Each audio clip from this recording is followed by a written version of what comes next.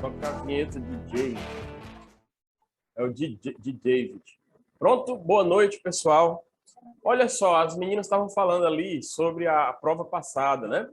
Vamos resolver agora a prova passada. A prova passada, pessoal, o assunto que mais caiu foi esse, agentes públicos, o que estamos estudando agora. Caíram 3 questões disso. Foi agentes públicos sempre foi o assunto que mais caiu. O que aconteceu? Passou um tempo caindo mais serviços públicos. Foi a matéria da aula passada. Mas agora agentes voltou a cair mais. Essa matéria de hoje. Ó, pessoal, ó. Vamos lá. Você tem aqui 2 partes da matéria. Bem básicas. Uma é a parte constitucional. Você tem que pegar aqueles artigos da Constituição que eu falei. Ó, 37 da Constituição. O 38 é bem pequenininho, bem rápido, você lê em 1 minuto, o 38. Aí tem o 39, então eu vou até tirar aqui o 38. Tem o 39 e tem o 41. 39, o 40 deixa para lá. O 37 é bem grande, o 39 mais ou menos, o 41 mais ou menos, o 41 é pequeno, fala da estabilidade do servidor e tal. Aqui, esse estudo constitucional é para você fazer 2 coisas. 1, ler os artigos da Constituição. 2, ler os entendimentos do STF com repercussão geral, que era o que estávamos fazendo na aula agora à tarde. Era o que estávamos fazendo.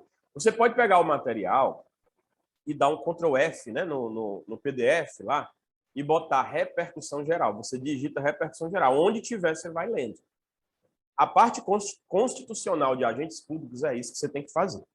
Certo? Pronto. Essa parte constitucional. Vou botar aqui, CF, Constituição Federal. Tá bom? A gente só tem mais essa aula de agora para falar desse assunto. Como ele caiu bastante, se sobrar aula e se sobrar tempo, que eu acho difícil, a gente pode até voltar para esse assunto.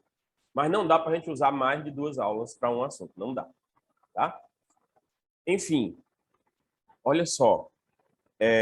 A outra parte que tem, além da parte constitucional, é o Estatuto dos Servidores. Tá? O Estatuto dos Servidores. Vou colocar aqui nos slides. Dentro do Estatuto dos Servidores, que é essa segunda parte, 2 coisas interessam. Então, aqui é a parte constitucional. A parte do Estatuto interessam 2 coisas. 1,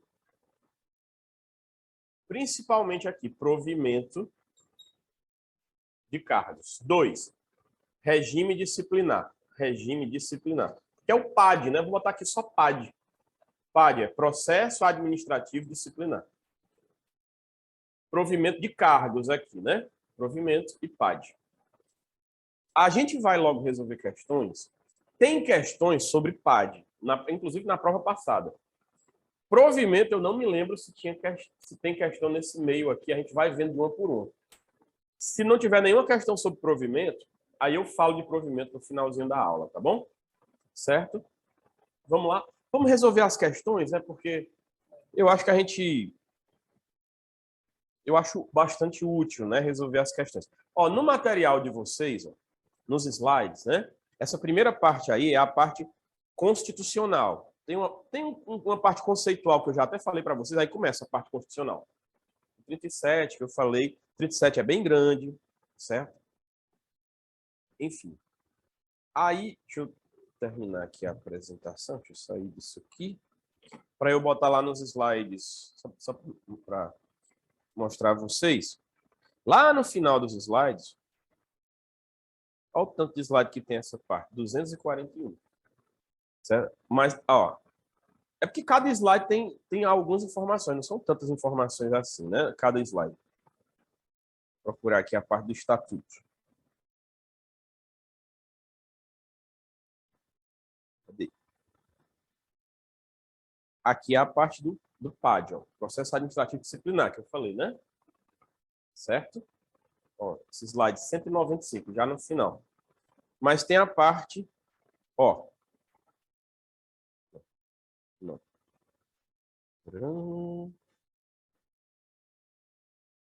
Pronto.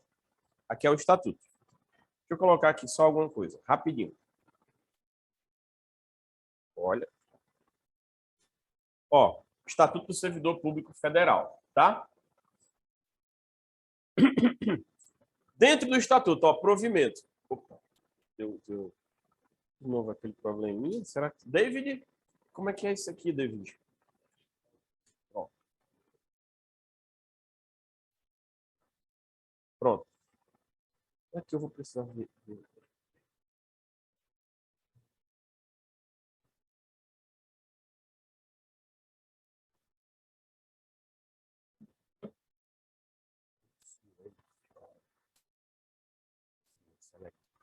Mas para uma sexta-feira vocês estão espertos, viu? Sexta-noite, todo mundo esperto aí, tá ótimo.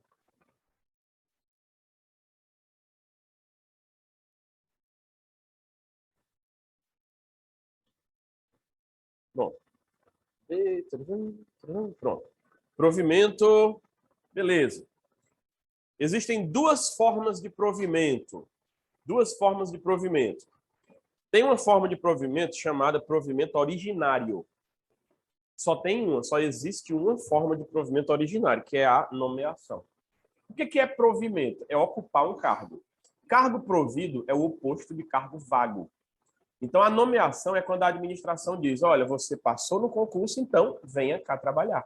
Ela chama você. Isso é a nomeação. Quando você é Por que a nomeação é chamada de forma de provimento originário? Porque ela não depende de um cargo anterior.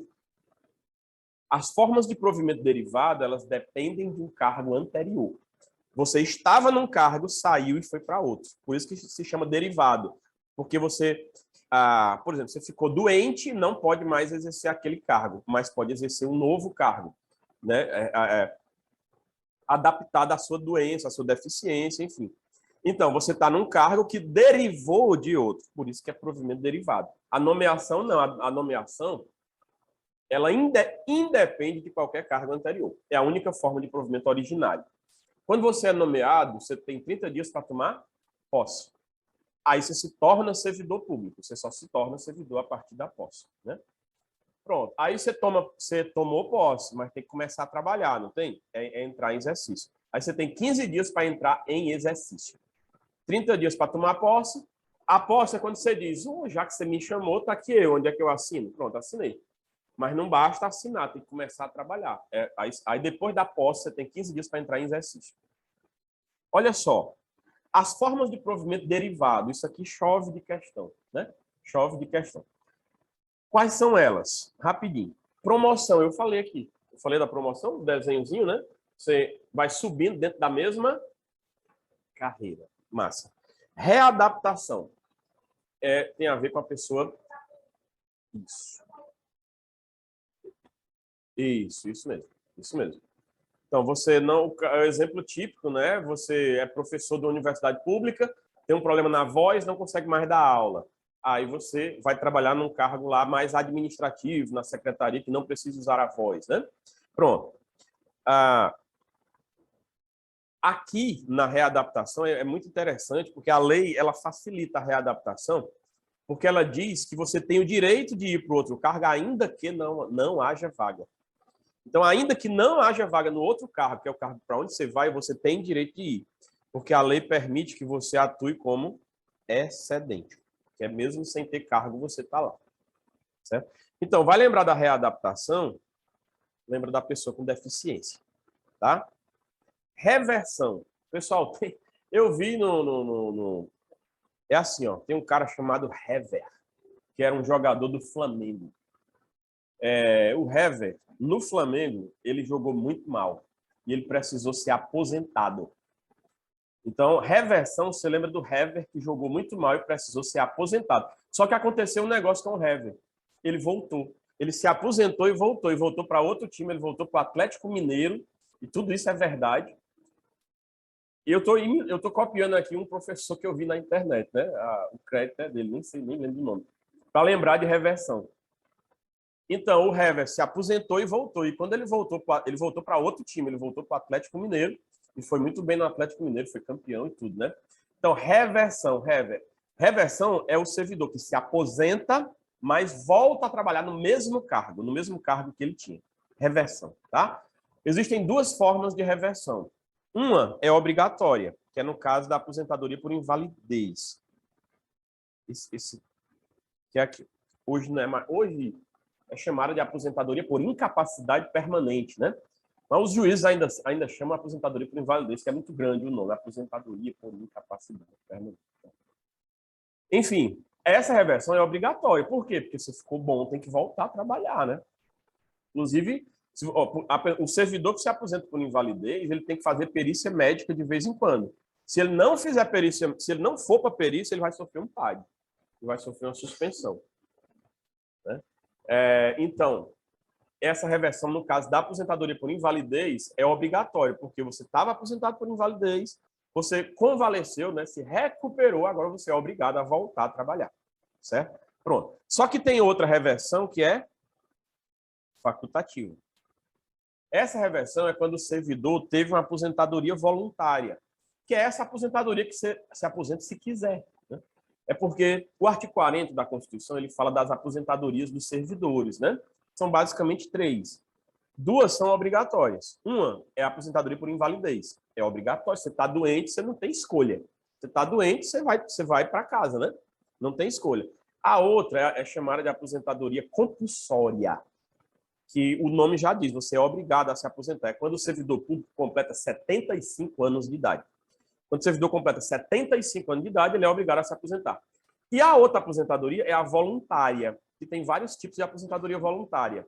Hoje, a regra básica é o homem ter 65, a mulher 62, né? E 25 anos de contribuição. É a regra básica depois da reforma, só que existem inúmeras regras de transição, além dessa. Mas a aula não é de direito previdenciário. O que eu quero que vocês saibam aqui é que existe uma reversão facultativa, que é quando o servidor se aposenta voluntariamente, ou seja, nem é a aposentadoria por invalidez, nem é a aposentadoria compulsória, que essa é obrigatório se aposentar. É uma aposentadoria voluntária. No caso da aposentadoria voluntária, o servidor ele pode se aposentar e voltar. Para ele voltar, os dois têm que querer. A administração tem que querer o servidor de volta e o servidor também tem que querer voltar.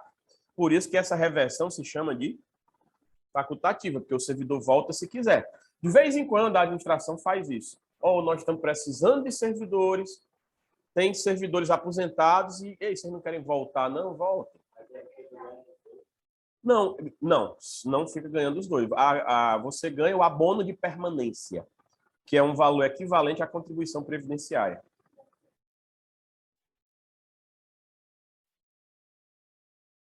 É bem parecido. Houve isso que aconteceu com os policiais, né?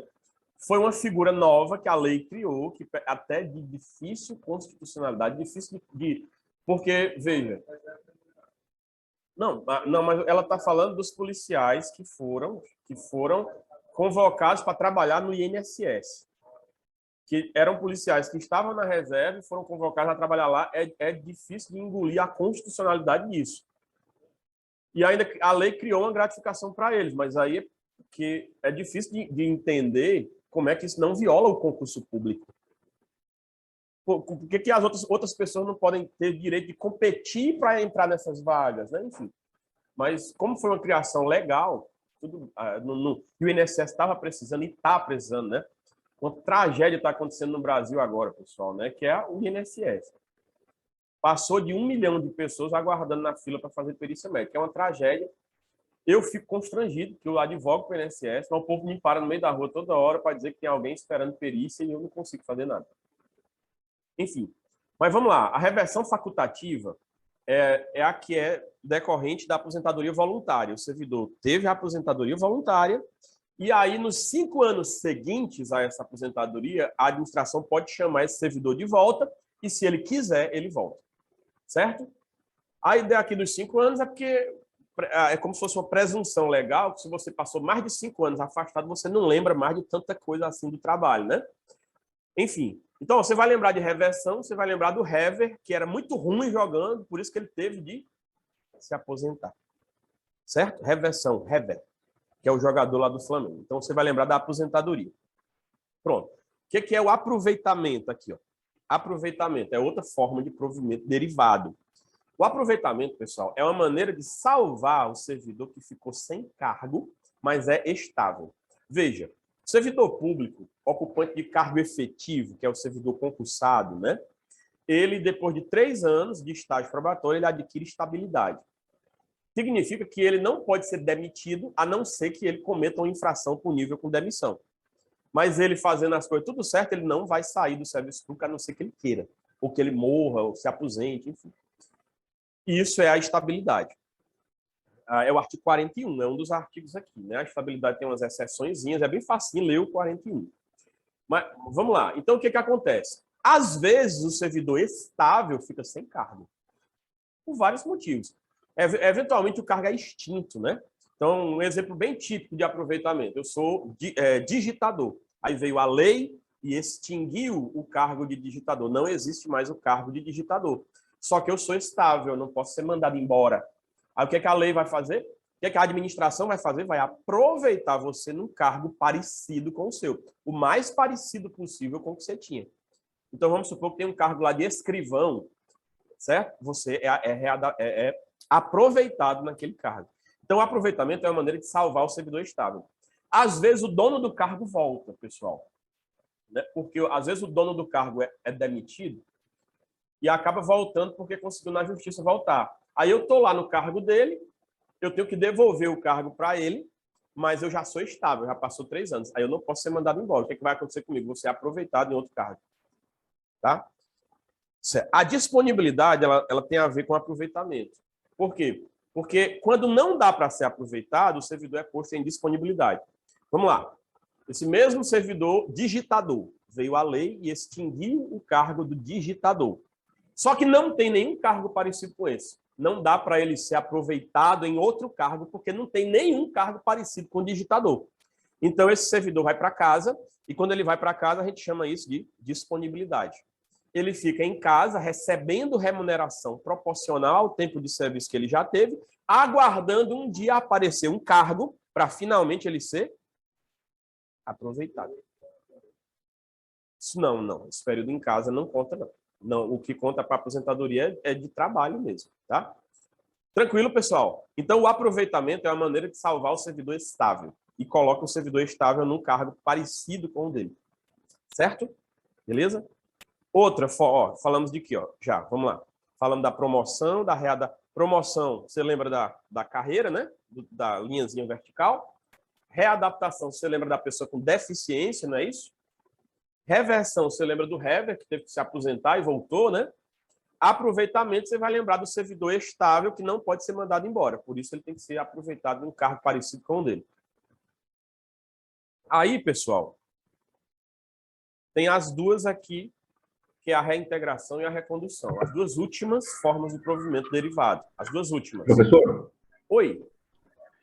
No caso do reaproveitamento, se não tiver uma outra função igual dele, equivalente, o que faz? Existe a possibilidade de acontecer? Se não houver uma função equivalente à dele?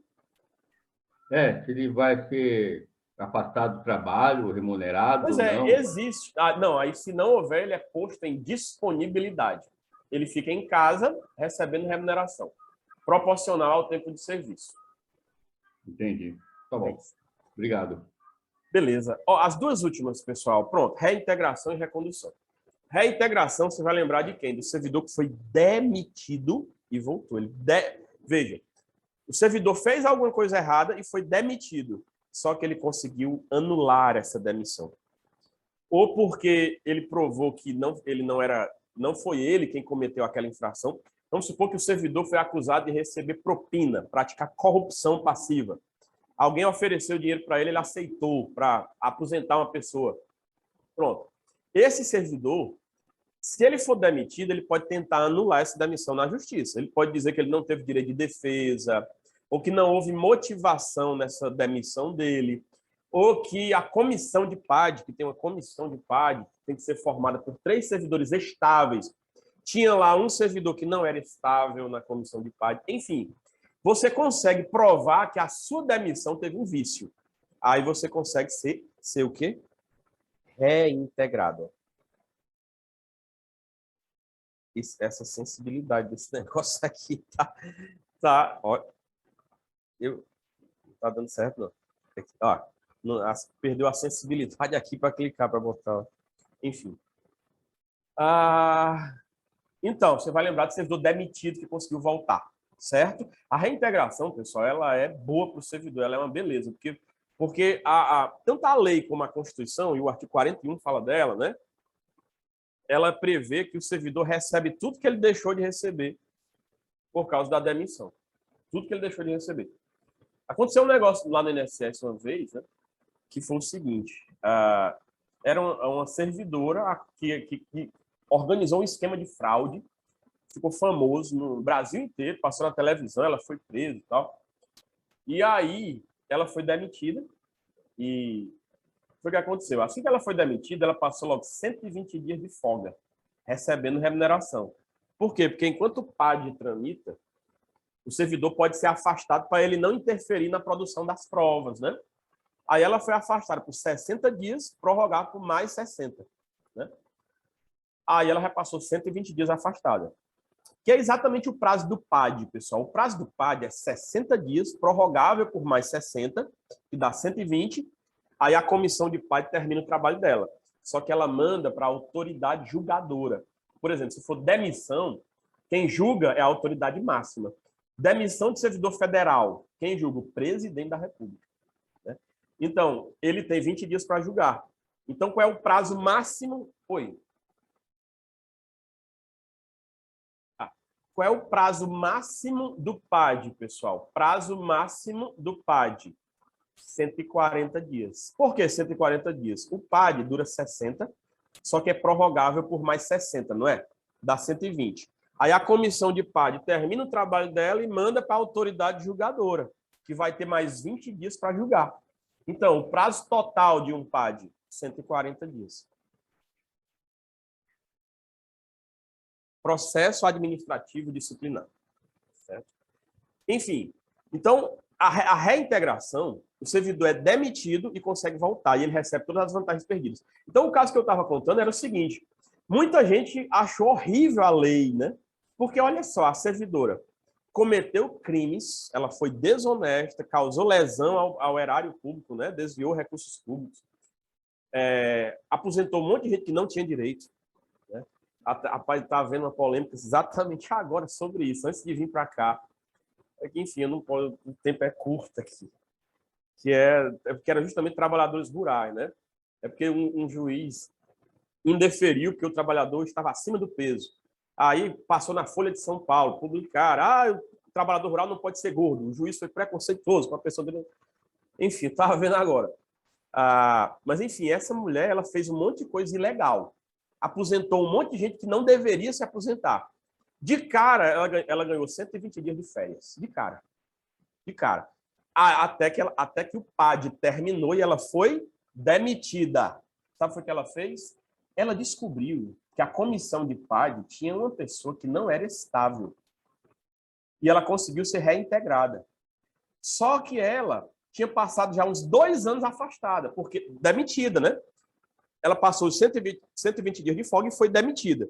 Aí, uns 2 anos depois, ela conseguiu provar que a comissão tinha um vício, que um servidor não era estável, aí ela conseguiu voltar para o serviço público. Quando ela voltou, esses 2 anos que ela ficou sem trabalhar, ela recebeu a bolada toda de uma vez. Recebeu a bolada toda de uma vez. E aí o INSS abriu outro PAD, dessa vez todo certinho, para demiti-la, dessa vez com a comissão estável. Adivinha o que aconteceu assim que começou o outro PAD? Ela foi afastada de novo. Mais 60, mais 60, 120 dias de férias ganhando dinheiro. E roubou, vamos dizer assim, como a gente diz no dia a dia, né? E desviou recursos públicos. Então, e a lei permite tudo isso, pessoal, né? Uma pena, uma pena. Aí, tudo bem. Então, mas a reintegração, ela tem essa possibilidade de você receber tudo que você não recebeu, tá? Mesmo sem ter trabalhado. Isso enfim, beleza. Então, entenderam a reintegração. Você vai lembrar do servidor que foi demitido e conseguiu anular a sua demissão, certo? Reintegração, lembrar da demissão. E a última forma de provimento derivado, pessoal, a última forma de provimento derivado é a recondução. Vamos lá. A ideia de recondução é você tem um lugar, vai para outro lugar e volta para o lugar anterior, né? A ideia de recondução, né? A ideia de recondução é essa. Eu estava em Sobral, fui para Brasília e voltei para Sobral. É a ideia de recondução. Só que aqui eu não estou falando de lugar, estou falando de cargo. Então, vamos lá. Eu era analista do INSS, passei no concurso da AGU, né? Fui trabalhar na Advocacia Geral da União. Se eu tivesse sido reprovado no estágio probatório da AGU, eu poderia voltar para o cargo de analista. Como eu estou voltando para um cargo que eu estava antes nele, eu chamo isso de recondução. Tá? Ó, o que acontece, pessoal? Ah, tem um detalhe aqui sobre a... Gente, tem um detalhe sobre a reintegração que eu não falei, né? Na recondução, o servidor tem que ser estável. Na reintegração também. No aproveitamento também, viu, pessoal? Porque está dentro do conceito de aproveitamento, né? Qual é o conceito de aproveitamento? É salvar o servidor estável, não é isso? Então, o aproveitamento, o servidor tem que ser estável. Esses três últimos aqui, o servidor tem que ser estável. É o aproveitamento. Ave Maria, isso aqui. A reintegração e a recondução. A reintegração, pessoal, aqui nós temos o seguinte, olha só. Olha só. O servidor tem que ser... Tentando escrever aqui estável. O negócio aqui é o seguinte, pessoal. É que eu estou tentando escrever a palavra estável. Olha só. Olha só. É porque a sensibilidade do bicho aqui, a sensibilidade tá com problema. Vou apagar tudo aqui. Pronto. Olha só. A lei diz que só tem direito à reintegração o servidor estável. A lei diz isso. A Constituição diz isso, o artigo 41. Mas é mentira. Nós temos um problema aqui, pessoal. O problema é o seguinte. Numa prova de marcar, você tem que dizer que só quem tem direito à reintegração é o servidor estável. Mas o problema é que o que não é estável, dependendo da situação, ele consegue. Vamos imaginar um negócio bem simples aqui, bem simples. Você passou no concurso, foi nomeado. Primeiro dia de trabalho, o seu chefe olhou para você e disse assim, eu não gostei da tua cara. O chefe teve preconceito com você, com a sua imagem, a sua aparência. E disse assim, cai fora, você está demitido. Sim, mas eu passei no concurso. Não, você está demitido, cai fora. E o que eu fiz? Tchau, não vai ter comissão de pai, não vai ter nada. Tchau, vai embora. Essa pessoa, ela não é estável ainda, né? Ela está no primeiro dia de trabalho dela, né? Tem que ter 3 anos e tal. Ela não é estável ainda, mas qualquer juiz do Brasil e do mundo vai dar a reintegração dela. Qualquer juiz do Brasil e do mundo vai dar a reintegração dessa pessoa, mesmo sem ela ser estável. Mas numa prova de marcar, você tem que dizer que a reintegração só tem direito do servidor que é estável. Tá? Pronto. Então, o aproveitamento tem que ser estável, a reintegração também, e a próxima, que é a recondução. Vamos lá, para a gente terminar. É para fazer as questões, né? Ó, o que é a recondução? O servidor saiu de um cargo, foi para o outro e voltou para o cargo anterior. Isso vai acontecer em 2 situações, a recondução. A primeira, eu já dei o meu exemplo. É quando você não dá certo no estágio probatório do outro cargo. Então, vamos supor que eu era analista, e era mesmo, né? Eu era analista do INSS. Eu, como analista do INSS, já tinha completado os 3 anos lá, eu já era estável. E aí eu fui para a AGU. Como eu já era estável no INSS, eu fui para a AGU bem tranquilo. Porque eu sabia que se eu fosse reprovado no estágio probatório, ou então se eu desistisse do estágio probatório, eu teria direito de ser reconduzido ao cargo de analista. Tá? Só que tem um detalhe.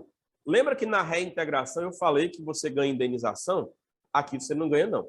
Na recondução você não ganha indenização, não. Só ganha na reintegração. Não faz muito sentido. Você voltou porque quis, né?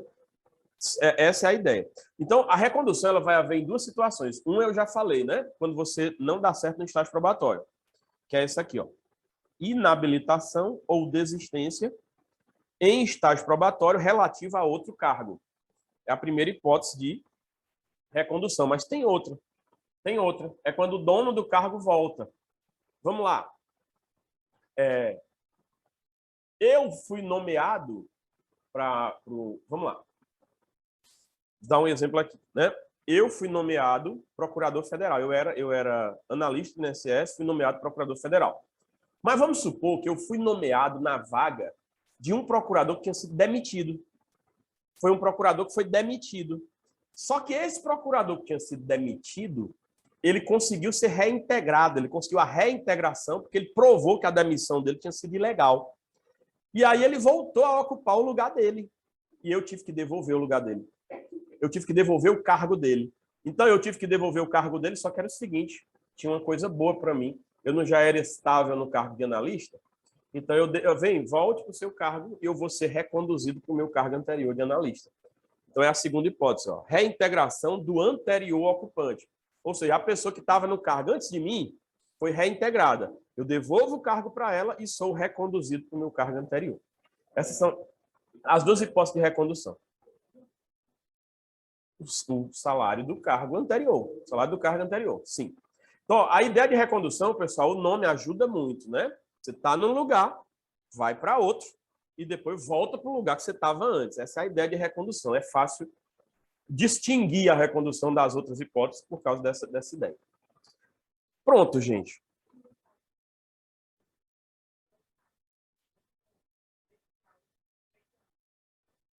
Sim. Depois dos 3 anos, a administração não vai ser mais obrigada a me receber de volta.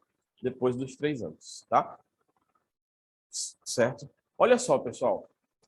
Muito interessante é o seguinte, de vez em quando tem uma questão, que você tem que saber o que não é forma de provimento. Porque as formas de provimento tá aí, ó. Tem uma única provimento originário, uma única, é a nomeação.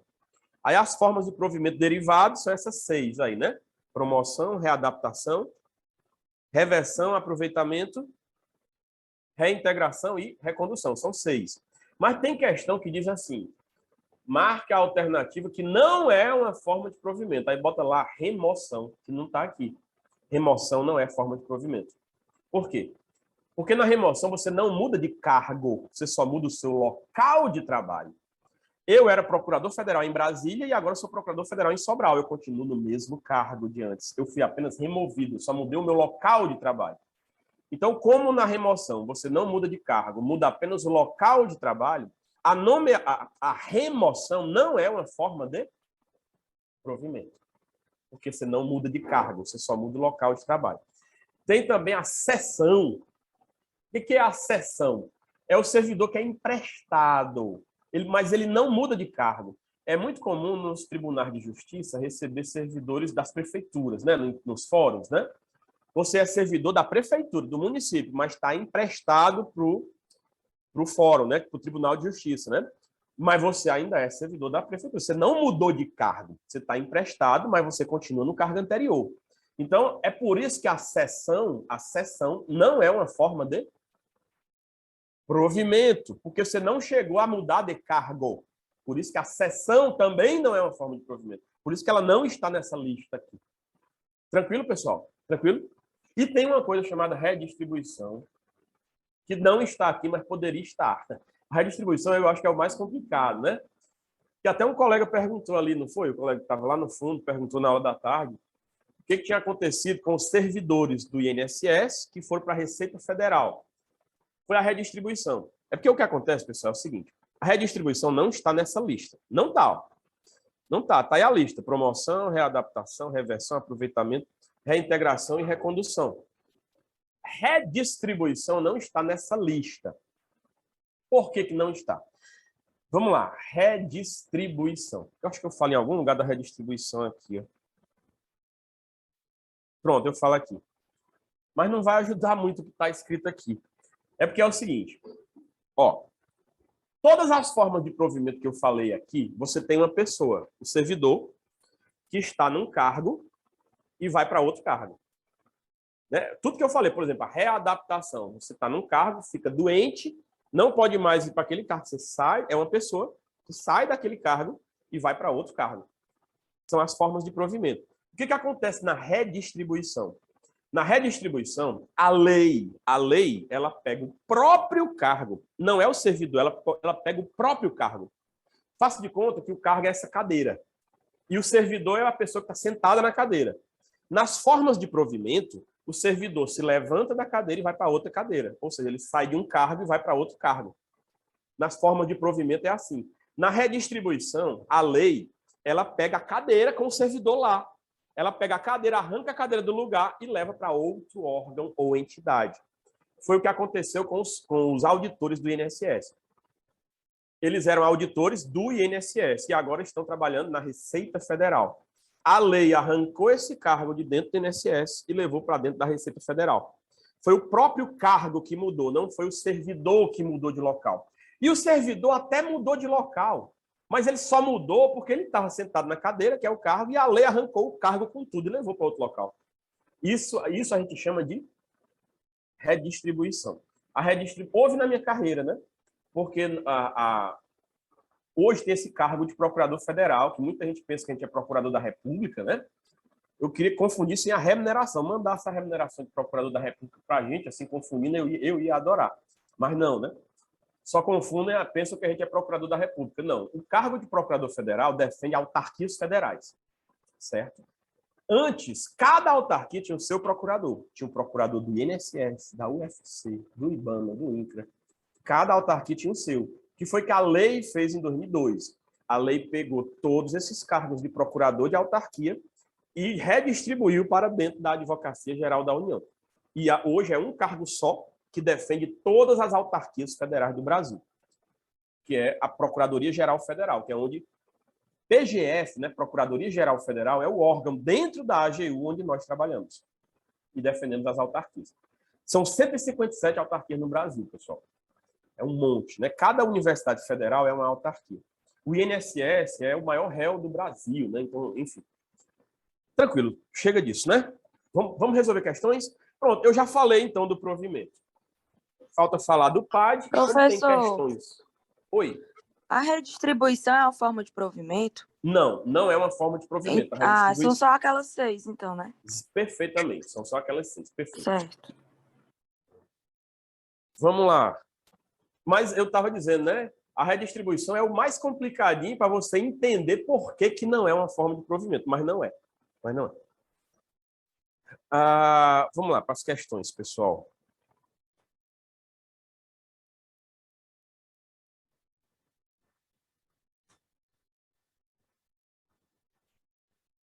Quem estava falando da prova anterior, de administrativo, que estava difícil, foi ela, né? Nós vamos resolver agora a prova anterior. Vamos ver as questões dela que caíram sobre essa matéria, tá? Que é serviços públicos. Essas questões, pessoal, a Ingrid atualizou maravilhosamente. Está na ordem que apareceram nas provas da OAB, os caderninhos de questões, viu? E o meu material completo que foi entregue para vocês também está na ordem do que mais caiu na OAB. Então está lá serviços públicos, depois agentes públicos. Mas eu reitero para vocês o seguinte, já está com alguns exames que não cai serviços públicos, que foi a matéria da aula passada. A matéria que voltou a cair mais foi essa, agentes públicos. Vamos ver no próximo se vai continuar essa tendência, tá? Então vamos lá, aqui, ó. Agentes públicos. Tá aí, ó, questão do exame passado. Bora lá? Dá um golinho d'água, pode ser que a colega volte, que ela estava falando da prova, né? Falou que estava difícil essa prova aqui. Vamos lá. 34º exame, foi o último, né? Alguns de vocês fizeram, não é isso? Não é isso? Pronto, vamos lá.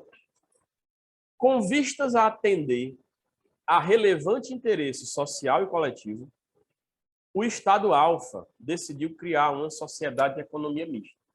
A sociedade de economia mista, tipo o Banco do Brasil, tipo a Petrobras, por que ela tem esse nome, né?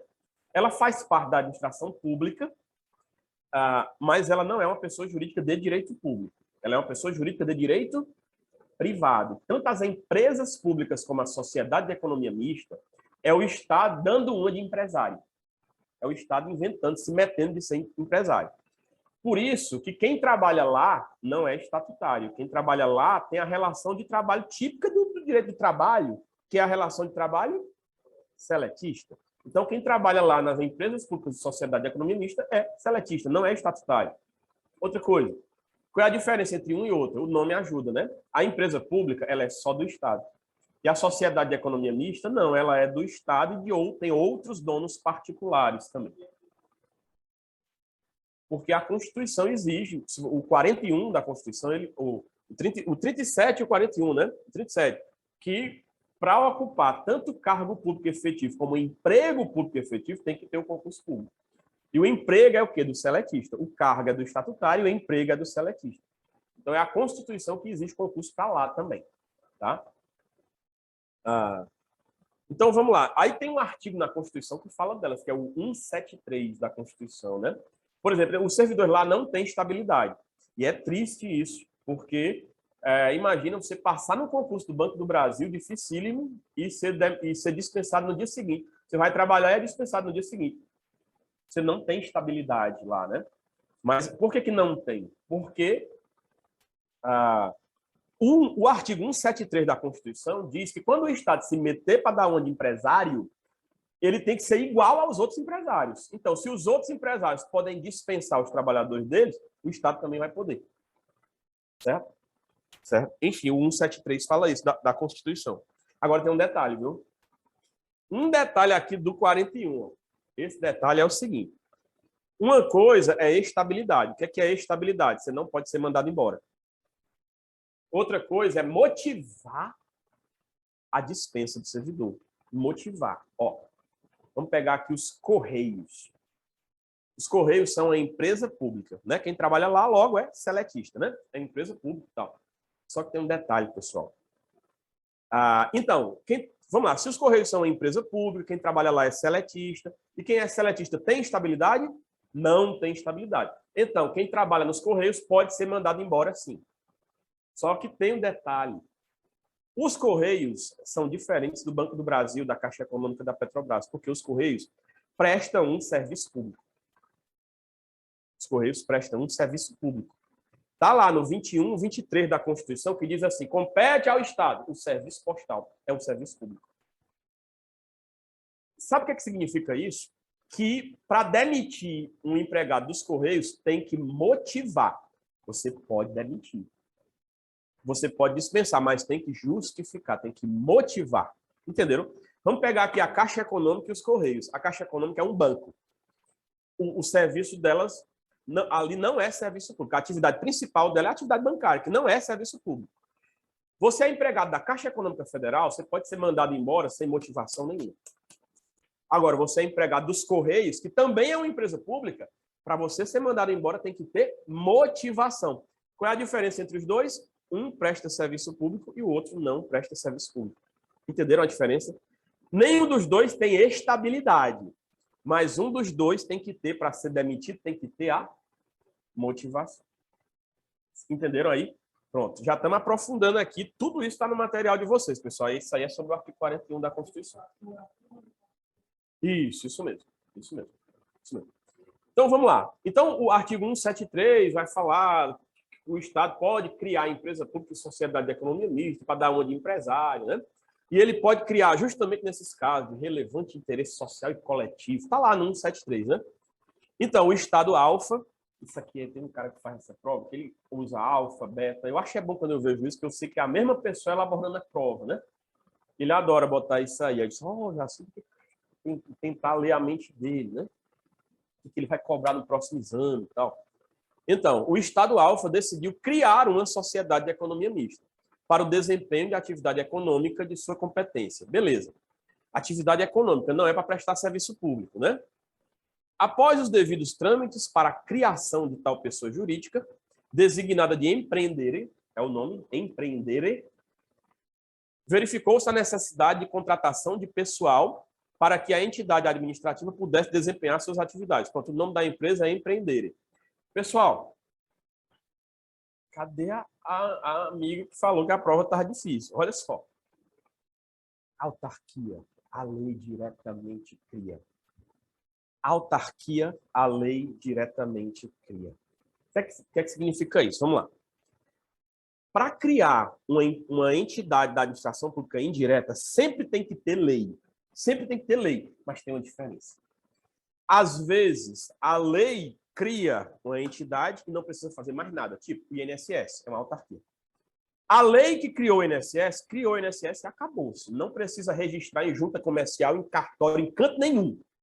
Por quê? Porque é uma autarquia. A autarquia, a lei diretamente cria.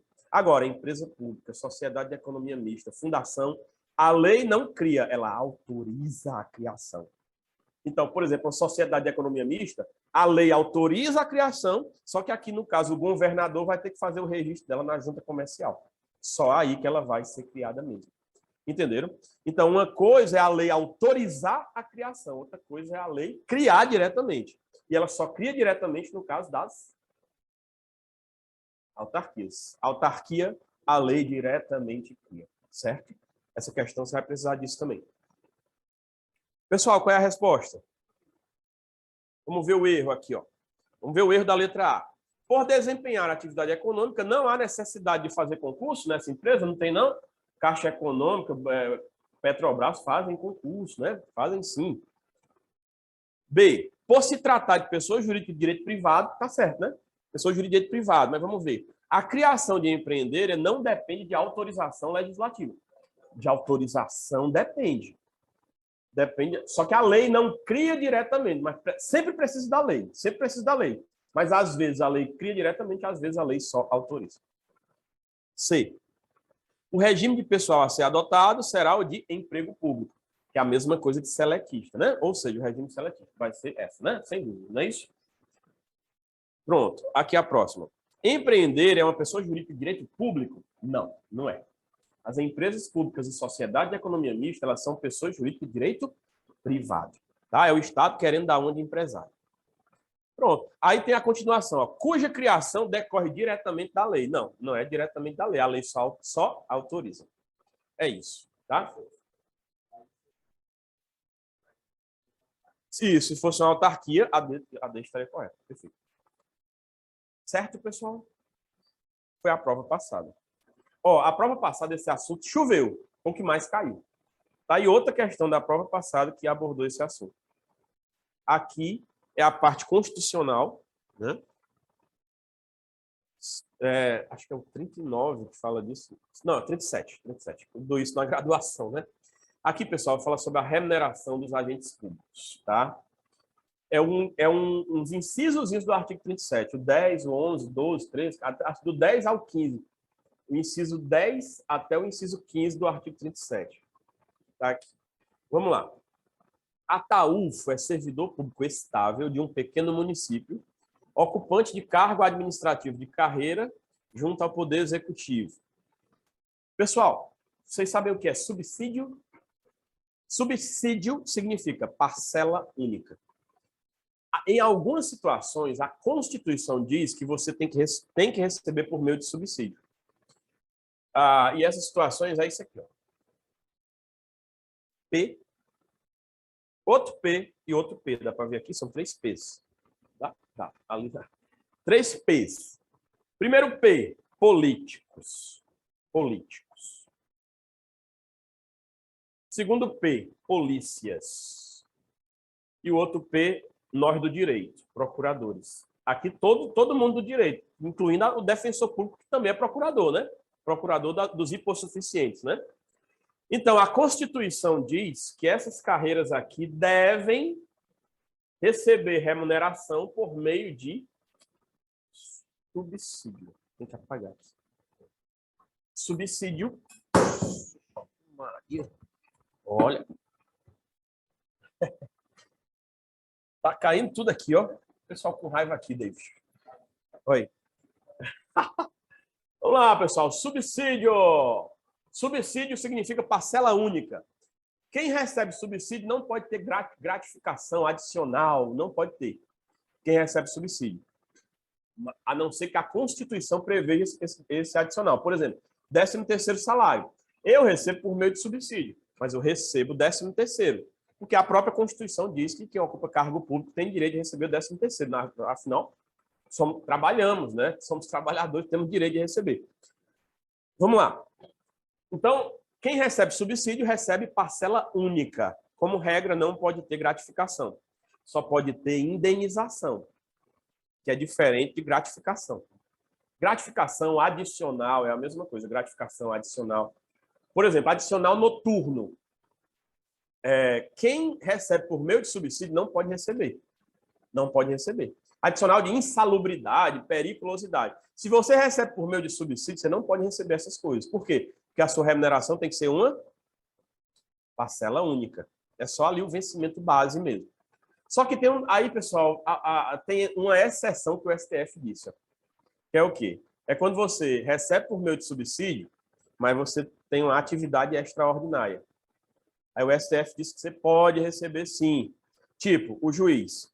Você é juiz, tem o seu trabalho básico, que é julgar os processos da sua vara onde você trabalha, né? É o trabalho básico do juiz.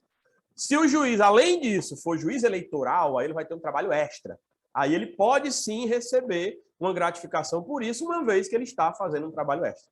Aí o STF diz que pode, mesmo o juiz recebendo subsídio. Tá? Também é outro exemplo, o adicional de substituição do juiz, é a mesma coisa. Se encaixa exatamente no que eu disse. Mas, enfim, pessoal, essas carreiras aqui, né, elas devem receber por meio de subsídio, devem. As outras carreiras podem. As outras carreiras podem. Aqui na questão, o ataúfo, ele ocupa um cargo administrativo qualquer. Ele nem é agente político, né? Não é prefeito, é governador, secretário, não é. Ele nem é policial e nem é procurador. É um cargo administrativo qualquer. Então, o ataúfo, ele deve receber por meio de subsídio ou ele pode receber por meio de subsídio? Ele pode. Pronto. Realmente é um nome estranho, né? O cara que faz essa questão deve ter assim, uns 75 anos de idade. Não, é brincadeira, Enfim, pronto, vamos lá. O que, é que tem mais para falar disso aqui? Vamos lá. É uma pessoa. É uma pessoa, é o nome do servidor. É o nome do servidor. Então, vamos lá. Ataúfo é servidor público estável de um pequeno município, ocupante de cargo administrativo de carreira, cuja remuneração era composta pelas seguintes rubricas, que é cada parcela da sua remuneração, né? Vamos lá. Vencimento base. Gente, veja.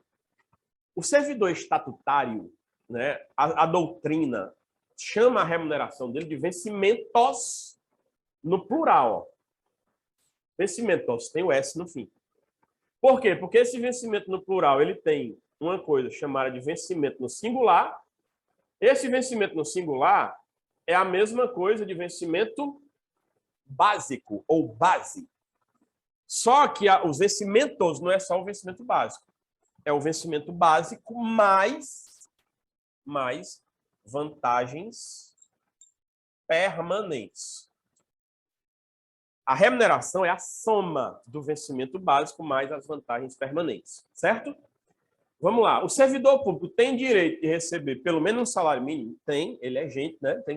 Tem sim. Só que o detalhe é o seguinte: o que tem que ser pelo menos um salário mínimo é a soma disso aqui. É o valor final que ele recebe, entendeu? O vencimento básico dele pode sim ser inferior ao salário mínimo. Desde que, somando o vencimento básico mais as vantagens permanentes, ele chegue a um salário. Mas o vencimento base ele pode ser inferior ao salário mínimo. Certo? Esse é o ponto. Tá? O que mais? Pronto, é isso. Então, ele tem na remuneração dele, né, o vencimento base de valor inferior ao salário mínimo. Pode? Pode. Um abono salarial utilizado para alcançar o salário mínimo, tipo, o salário mínimo é 1.212, né? Vamos supor que o vencimento base dele seja 1.000. Aí ele recebe 212 a título de abono para poder completar o salário. Pronto, é possível, é possível. E mais um adicional de tempo de serviço, que é uma gratificação, tá? Quem recebe subsídio pode receber esse adicional? Não, não pode. Beleza. Cuidado, que quem recebe subsídio pode receber indenização. Mas indenização não é remuneração. Tipo, eu vou lá em Itapipoca fazer audiência, eu recebo diária para ir. Isso é indenização. Eu posso receber? Mesmo recebendo subsídio, eu posso receber, porque isso não é remuneração para mim, é um dinheiro que eu vou gastar. Sim, esse abono serve para completar o salário mínimo, tá? Quem recebe subsídio também tem direito de receber pelo menos um salário mínimo, tá bom? Mas geralmente quem recebe subsídio ganha mais do que um salário, né? Essas carreiras aqui, tá? Enfim. Então vamos lá. O município editou recentemente a Lei XYZ, que conferiu à carreira de Ataúfo uma nova gratificação, estipulada em 10% sobre o total da remuneração até então percebida. Gente, um dos incisos do artigo 37. Está aqui a remuneração do Ataúfo, né? É o vencimento básico, mais isso, né? Quando você tem uma nova gratificação, essa nova gratificação não incide sobre o total. Ela só incide sobre o vencimento básico. Porque senão vai subir demais a remuneração dos servidores, entendeu? Então, quando você tem uma nova gratificação, você não incide sobre o total, incide só sobre o vencimento básico. Está no artigo 37, é um dos incisos, está nesses incisozinhos, entre o 10 e o 15, certo? Pronto. Beleza. Então, incidiu sobre o total. Essa nova gratificação de 10% incidiu sobre o total que ele ganha, tá certo? Tá certo? Não, não tá certo. Deveria, esses 10% da nova gratificação, só sobre o vencimento básico. Perfeito, perfeito. Beleza, vamos lá. A remuneração de Ataúfo é inconstitucional porque seu vencimento básico não poderia. Pronto, poderia sim, o vencimento básico poderia. Que não pode é a soma, né? Beleza. B. O município não precisava ter editado lei para instituir a nova gratificação. Gente, quase tudo no serviço público é por meio de lei. É o artigo 37, inciso 10, que ele vai dizer, ó, quer criar remuneração, aumentar a remuneração do servidor, diminuir não pode, né? Que é o inciso 15 do 37. Mas, enfim, quer mexer na remuneração do servidor, precisa de lei. Não é um decreto, é uma lei. É uma lei específica. Está lá, é o inciso 10 do 37, né? Então, o município não precisava ter editado lei. Precisava sim, né? Para mexer na remuneração tem que ter lei. Tá? Enfim. Então, falso saber também, né? C. A gratificação instituída pela lei XYZ é inconstitucional. Acho que é, né? Porque o seu cálculo incidiu sobre verbas que não podem ser computadas para a concessão de acréscimos ulteriores. Ou seja, por exemplo, aquele adicional de 1%, aquele abono lá, não era para eles terem entrado no cálculo da nova gratificação. Não é isso? A questão falou que a nova gratificação incidiu sobre o total. Está errado. Vai ser a letra C. Tá bom? Onde é que... Oi? Vamos ver o erro da D. Ó, a questão é assim, você tem que conhecer o artigo 37, fazer o que eu falei aqui. Tem que ler aqueles artigos da Constituição. Certo? O 37, 38, principalmente. O 38 é bem pequenininho. O 38 é bem pequenininho, você lê em 2 minutos. Agora, o 37, o 39 e o 41 também é pequeno. Só o 37 que é grandão da Constituição, para você ler. E era dele que a gente estava falando na primeira aula, né? Só que não deu tempo de falar de tudo. Certo? Mas sim, você tem que ler aqueles artigos da Constituição que eu mencionei aqui. 37, 38, 39 e 41. Se você tivesse lido aquele artigo, bom, essa questão está ali. Essa questão, na verdade, é o 37, os incisos do 37. Tá? Então, vamos ver o erro da D. A remuneração de Ataúfo é inconstitucional, pois é obrigatório que sua remuneração seja realizada exclusivamente por subsídio. É obrigatório ele receber por subsídio? Não. Agora, se ele fosse ou político, ou policial, ou procurador, qualquer carreira do direito, né? Aí seria obrigatório, sim, receber por meio de subsídio. Certo? Tranquilo? Então, vai ser a letra C. Pronto. Teve mais uma, pessoal, dessa prova que envolveu agentes públicos, né? Que era só um dos itens. Dessa prova, ao todo, teve 3 questões que envolviam agentes públicos. 2 envolviam diretamente, são essas 2 aqui, e teve outra que envolvia, mas era só um itemzinho, não era a questão toda. Por isso que aquela questão vai estar em outra matéria aqui. Certo? Bora? Seguir? Vou beber água aqui. Vamos lá. Ó, agora já é sobre essa questão sobre PAD, ó, sobre PAD, tá?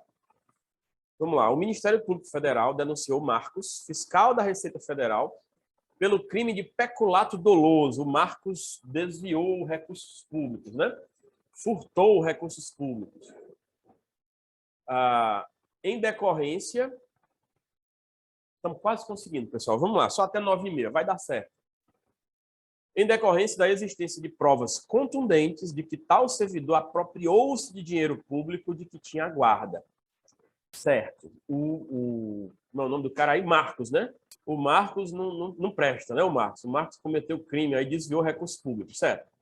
Ao tomar conhecimento de tais fatos, durante o trâmite do processo penal, a autoridade administrativa competente determinou a instauração de quê? A instauração do PAD, Processo Administrativo Disciplinar, que, após o devido processo legal, levou à demissão de Marcos antes do julgamento da ação penal. Beleza. A questão aqui é a seguinte, pessoal. Aqui é sobre a autonomia das instâncias. O que acontece? O servidor público que comete um crime, ele vai ser processado pelo Ministério Público, né? Mas não só. O processo que ele vai sofrer do Ministério Público é o processo criminal. Mas, além do processo criminal, vai ter o processo administrativo, que ele vai sofrer na administração pública, que é o PAD. Então, essa questão ela envolve o seguinte. Quem vai decidir o PAD? Tem uma comissão que prepara todo o PAD. Quando ela termina tudo, ela manda para uma autoridade julgadora. Certo? Bem, ora, a decisão sobre o PAD pode ser diferente da decisão criminal. Isso é que significa autonomia. Autonomia significa, olha, eu desviei dinheiro do poder público. Eu roubei, vamos dizer assim, né? Eu furtei de recursos públicos, que é o peculato. Eu fui processado pelo Ministério Público, que é o processo criminal, e sofri o PAD, que é o processo administrativo. Eu posso ser absolvido de um e condenado em outro. Isso é que significa autonomia, certo? E essa questão vai tratar disso. Então, por exemplo, o juiz criminal entendeu que não tinha provas suficientes para me condenar, para eu ser preso. Mas a comissão de PAD entendeu que tinha. Não, tem prova aqui suficiente, eu vou demitir você. Pode? Pode. Porque as instâncias são autônomas. Só tem um detalhe, pessoal. Essa autonomia não é sempre. Não é sempre. Por quê? Porque, às vezes, o juízo criminal... Deixa eu apagar isso aqui. Pronto. Prova emprestada é possível, sim. É um dos pontos aí, rapaz. É um dos pontos da... É possível pegar a prova de um e levar para o outro, mas a prova emprestada ela tem que ter sido produzida na presença do réu, né? Porque tem que ter o devido processo legal para usar a prova emprestada de um lugar para o outro, mas pode sim, tá? Ó, vamos lá. Então, a regra é a autonomia. O que significa autonomia? A instância criminal pode julgar de maneira diferente da instância administrativa. Isso é a autonomia. Cada um é independente para julgar do seu jeito. Só que, pessoal, que às vezes o juiz criminal ele faz uma absolvição do réu por negativa de autoria ou de materialidade. Aí, nesse caso aqui, isso aqui é materialidade. Vamos lá. Olha só. Absolvição por negativa. Dois pontos. De autoria e negativa de materialidade. Materialidade. O que acontece? Nesse caso aqui, não tem como ter autonomia, senão não vai haver lógica. Por exemplo, você foi acusado de ter furtado, né, cometido peculato de um bem lá da repartição pública. Você pegou um notebook da administração pública e levou para sua casa, deu para o seu filho assistir aula, né, o servidor público, né? Aí o que acontece? No processo criminal, você sofreu dois processos, sofreu o processo criminal e sofreu o PAD. No processo criminal, você juntou lá um vídeo mostrando que o notebook tinha sido furtado por um ladrão. Apareceu na câmera um ladrão furtando o notebook que não era você. E o juiz absolveu você por negativa de autoria. Você não foi o autor. Ora, gente, como é que numa situação dessa, que não foi você, você vai ser condenado lá no PAD? Não tem lógica. Se o autor não foi você, você não tem nada a ver com a história. Então, nesse caso, é claro que você tem que ser absolvido nos dois. Entenderam? Então, nesse caso, não tem como ter autonomia. Interferir-se na decisão administrativa, sim. Mesma coisa, negativo de materialidade. O que é a materialidade? O Anderson vai pensar que é aula de direito penal, né? Quando não tem fato, né? Então, vamos lá. Estava todo mundo pensando que esse notebook tinha sido furtado, mas não, o notebook estava lá dentro de uma despensa, atrás de uma porta. E descobriu que ninguém levou o notebook. Não houve o crime. Ora, se ele for absolvido na instância criminal por isso, ele também tem que ser absolvido na instância administrativa. Então, qual é a mensagem aqui? A mensagem é: as instâncias são autônomas, mas isso é apenas uma regra que admite exceções. Certo? Vamos lá, vamos ver a questão. Porque aqui a gente vai aplicar muita regra aqui, pessoal. A administração fica vinculada à capitulação estabelecida no processo penal. Tipo, lá no processo penal decidiram que você cometeu um crime de peculato. E aqui na administração decidiram, não, você cometeu, foi desídia, você cometeu, enfim, uma infração administrativa qualquer, que não seja enquadrada como peculato. Pode haver esse entendimento diferenciado? Pode, porque volta para a regra. A regra é o quê? As instâncias são autônomas, essa é a regra. Então, a administração fica vinculada a essa capitulação? Não, não fica. Certo? Então, a letra A está errada, certo, pessoal? Ó, vedada a incidência de qualquer falta residual no âmbito administrativo, considerando que o peculato constitui crime contra a administração pública. Vamos lá.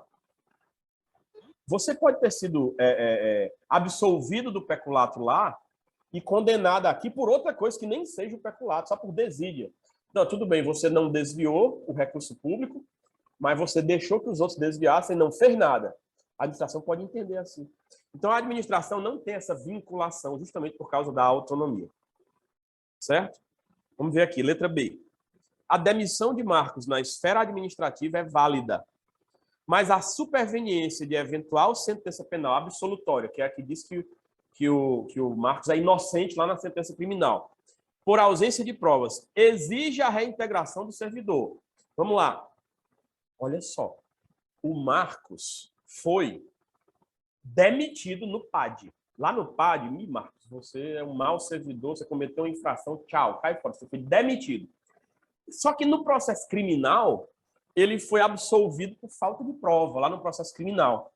Aí a questão está dizendo que o Marcos agora vai ter que anular a demissão dele e ser reintegrado, é isso? Ou não pode, não, ter as duas decisões diferentes? Pode ter as duas decisões diferentes.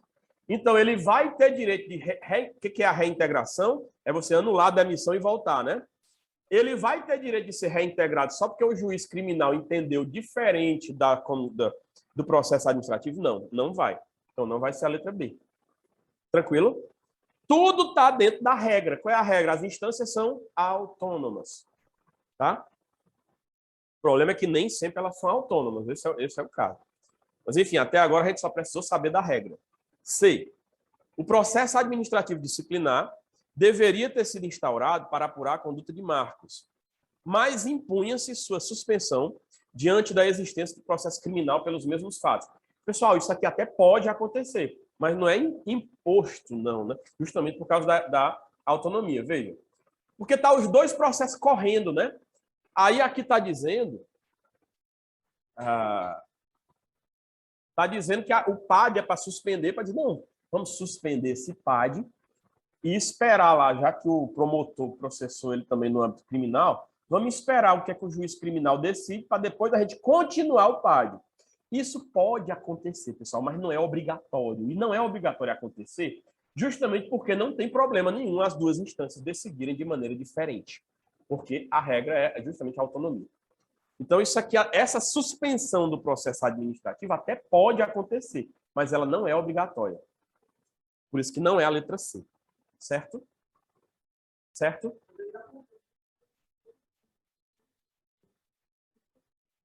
Sim, pronto, exato. Mas aí é outra história. E até aqui também poderia acontecer. A administração, ela pode. Não, é porque tem uma prova lá que vai ter uma perícia grafotécnica, que às vezes acontece. Teve muito no INSS, né?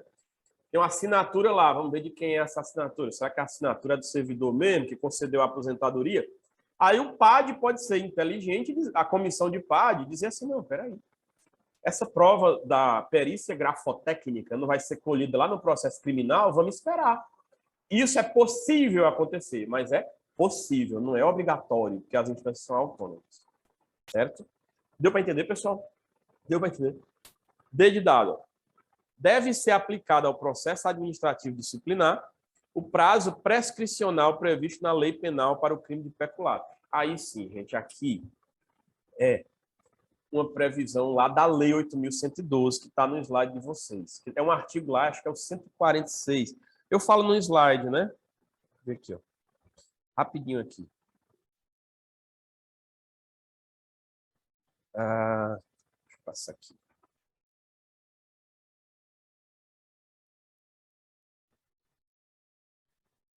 Passa aqui sobre a prescrição, rapidinho. Já chego. Tá aqui, tá aqui. A Lei 8.112, ela tem os prazos de prescrição, né? Que é o quê? Por exemplo, as infrações mais graves que o servidor comete, elas vão prescrever em 5 anos, que é a demissão, basicamente a demissão, né? Aí a suspensão é uma infração média, e a leve é a advertência. Então, as infrações mais graves, elas prescrevem com 5 anos. As infrações médias prescrevem com 2 anos. E as infrações leves prescrevem com 180 dias. Só que o que acontece? Às vezes, você cometeu uma infração que também é crime. Por exemplo, o peculato. É crime, não é? Está lá no Código Penal. Então, nesse caso, nós não vamos usar esses prazos de prescrição aqui. Nesse caso, nós vamos usar os prazos de prescrição do Código Penal. É aqui, ó. Tá aqui o item 1. Ó. Certo? Item 1 é a resposta lá daquele item. Ó, os prazos de prescrição previstos na lei penal aplicam-se às infrações disciplinares capituladas também como crime. Certo? Certo, pessoal? Outra coisa, ó. Eu cometi uma infração com nível com demissão. Vai prescrever em 5 anos. Só que quando a administração instaurar o PAD contra você, esse prazo vai ser interrompido. Esse prazo de prescrição vai ser interrompido. Vamos lá. Ver se vocês compreendem aqui uma coisa muito interessante. Vamos lá. Qual é o prazo total para o PAD terminar? Alguém lembra? 140 dias. Perfeito. Vamos lá. Imagine, pessoal, que no ano de 2020, você cometeu uma infração. O servidor público chegou lá embriagado na repartição, batendo em todo mundo. Conduta escandalosa na repartição. Pronto, vai sofrer um PAD. Só que aí esse PAD, o que acontece? O PAD só foi aberto agora em 2022. Passou 2 anos, né? Não prescreveu ainda, porque seria 5 anos a prescrição, né? Da demissão. Não prescreveu ainda.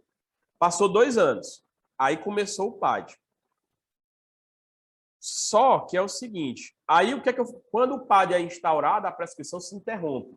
Quando a prescrição se interrompe, ela volta para o 0, não é? Ela volta para o 0. Beleza. Então, 2020 a 2022. Aí foi instaurado o PAD, a prescrição voltou para o 0. Ela vai recomeçar a contar quando essa prescrição? A partir do dia 141 do PAD. Ó, vamos lá. Imagine que nós estamos em 2030 e esse PAD não terminou. Vamos lá, você cometeu a infração em 2020. Em 2022 foi instaurado o PAD. Ainda no ano de 2022, esse PAD completou os 140 dias, mas nunca terminaram o PAD. E nós já estamos em 2030. De 2022 para 2030 já passou 8 anos. Então, houve a prescrição. Vamos lá. A prescrição, ela não corre, ela se interrompe com a instauração do PAD ou da sindicância, que já eu falo. Ela se interrompe, mas ela não volta a correr do 0 imediatamente. Ela só volta a correr do 0 depois dos 140 dias do PAD. Mesmo continuando. Pessoal, caiu uma questão na OAB dizendo assim, tá? É uma dessas aqui, mas como o tempo está aqui, Olha só, se você julgar um PAD depois dos 140 dias, vai haver anulação do PAD. Imagine, você está lá sofrendo um processo administrativo disciplinar e você foi demitido. Só que esse PAD demorou mais de 140 dias. E aí você vai conseguir anular essa demissão na justiça e ser reintegrado? O que a jurisprudência diz? Nem sempre. Na verdade, não. Por quê? Porque, gente, o fato de o PAD ter demorado demais nem sempre significa prejuízo para você, entendeu? Entendeu? Então, assim, Então, resumindo a história, o julgamento do processo disciplinar fora do prazo não implica nulidade. Não implica nulidade, a não ser que cause prejuízo para a defesa. Vamos lá, vou dar um exemplo do prejuízo. Lá no dia 141, veja, no dia 141 do PAD, fizeram uma perícia grafotécnica lá na assinatura, e essa perícia concluiu que você que assinou e que você que tinha concedido lá a aposentadoria irregular para uma pessoa. Veja, nesse caso, o fato de o PAD não ter terminado no dia 140 prejudicou você nesse caso, né? Por quê? Porque no dia 141 teve uma prova importante que desfavoreceu você, entendeu? Nesse caso, o PAD vai ser anulado. Agora, se o PAD passou do prazo de 140 dias e não houve nada de importante que prejudicou você, aí o PAD não será anulado. Entendido, pessoal? Entendido? Vamos lá. O que é a sindicância? Gente, a sindicância é um procedimento prévio, tipo um inquérito. Não tem um inquérito lá no processo penal? Para você investigar melhor, é o que a sindicância faz. A sindicância, ela é instaurada quando a administração está suspeitando de alguma coisa. Ela instaura a sindicância para investigar melhor. Se a sindicância concluir que tem coisa grave acontecendo, aí vai ser instaurado o PAD. A sindicância, ela pode até aplicar penalidades, mas só se for penalidade leve. O que é penalidade leve? É a advertência e a pequena suspensão. A pequena suspensão é a suspensão de até 30 dias. E a suspensão do servidor ela pode ser de até 90 dias. Então, veja, se eu tiver qualquer infração que seja punível ou com demissão ou com suspensão acima de 30 dias, é obrigatório instaurar o PAD. Se for coisa leve, se for infração leve, né, que é punível com advertência, ou infração punível com suspensão de até 30 dias, eu preciso do PAD? Não preciso do PAD. Tá? Outra coisa, pessoal, denúncia anônima. Vamos lá, falar só mais de duas. Denúncia anônima. Tem um artigo na Lei 8.112 que diz que para denunciar o que algum servidor fez de errado, a pessoa tem que se identificar. Está na lei. E aí, o que você conclui? Você conclui que, pela lei, não é possível a denúncia anônima. E às vezes é complicado, né? Já teve advogado que chegou para mim e disse, rapaz, Moacir, lá no INSS, tem um servidor roubando tanto, ele pega dinheiro do povo na hora e bota no bolso para aposentar o povo. Aí eu digo, meu amigo, bora fazer um termozinho aqui, porque você tem que se identificar. Ele, não, eu não quero me meter. Aí só não adianta. Mas o que acontece, pessoal? A jurisprudência, ela diz o seguinte, ó, a denúncia anônima, ela não serve de cara, mas quando a administração souber de uma denúncia anônima, ela tem que investigar melhor para colher outras provas que não seja apenas aquela denúncia. Aí, com base nessas outras provas, aí sim a administração vai instaurar o PAD, entenderam? Então, a denúncia anônima, ela não serve para instaurar o PAD de cara, mas ela serve para provocar uma atuação da administração. Então, no caso ali, o advogado falou. Então, qual é a obrigação da gente? A obrigação é, deixa eu avisar aqui a corregedoria, para a corregedoria investigar melhor isso aqui e descobrir o que está acontecendo. Aí, com base nessas investigações, eu vou instaurar o PAD. Entenderam? Então, a denúncia anônima, ela não é cabível segundo a lei, mas ela é cabível segundo a jurisprudência. Tem até uma súmula do STJ que está no slide, certo? Mas ela não é cabível para instaurar o PAD de cara. Na verdade, o que a jurisprudência faz, o STJ faz, é interpretar a lei. Ele diz, ó, tudo bem, não pode ter denúncia anônima para instaurar um PAD de cara, mas ela pode servir para investigar melhor e, com base nessa investigação, instaurar o PAD. Certo?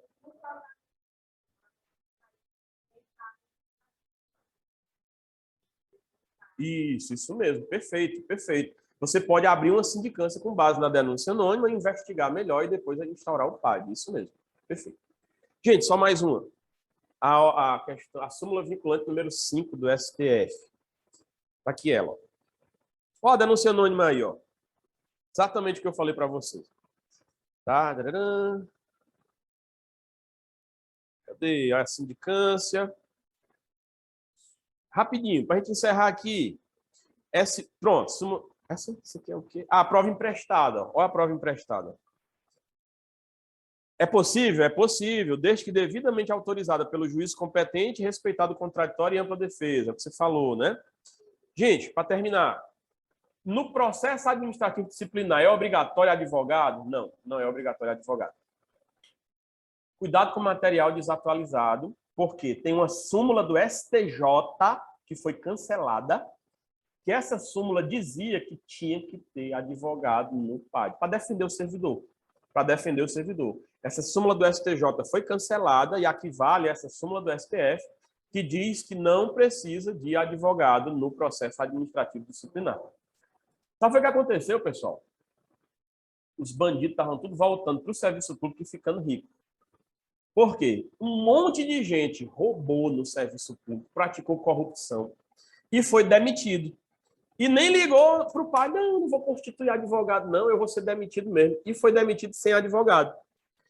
Aí, quando a jurisprudência foi dizendo que tinha que ter advogado no PAD, esses bandidos que tinham sido demitidos, eu fui, peraí, quer dizer que para eu ser demitido tinha que ter advogado? Pois eu fui demitido sem advogado. Aí foi o que eles fizeram? Pediam a reintegração, conseguiam voltar para o serviço público e ainda ficar rico, ganhar uma bolada de dinheiro do período que eles estavam demitidos. Não, veja, você está sendo processado, né? O PAD, você está sendo processado. É uma decisão sua constituir advogado ou não. Sim. Isso. Pois é. Não, exato. E o que prevalece hoje é isso, tá bom? Não precisa de advogado. Se não fosse essa súmula do STF, né, ainda ia continuar isso. Veja, o cara roubou um monte de dinheiro do poder público, conseguiu ser reintegrado e ainda ganhou um dinheirão, né? Isso. Essa era a ideia. Mas aí, como estava acontecendo isso, felizmente, o advogado é só um direito seu, não é uma obrigação no processo administrativo. Tá? Beleza, pessoal. Olha, esse assunto é enorme. A gente tentou fazer aqui o que pôde em relação a ele. Próxima aula vai ser mais leve, porque é um assunto bem menor. Tá? Certo? Enfim. Resposta é aquela D.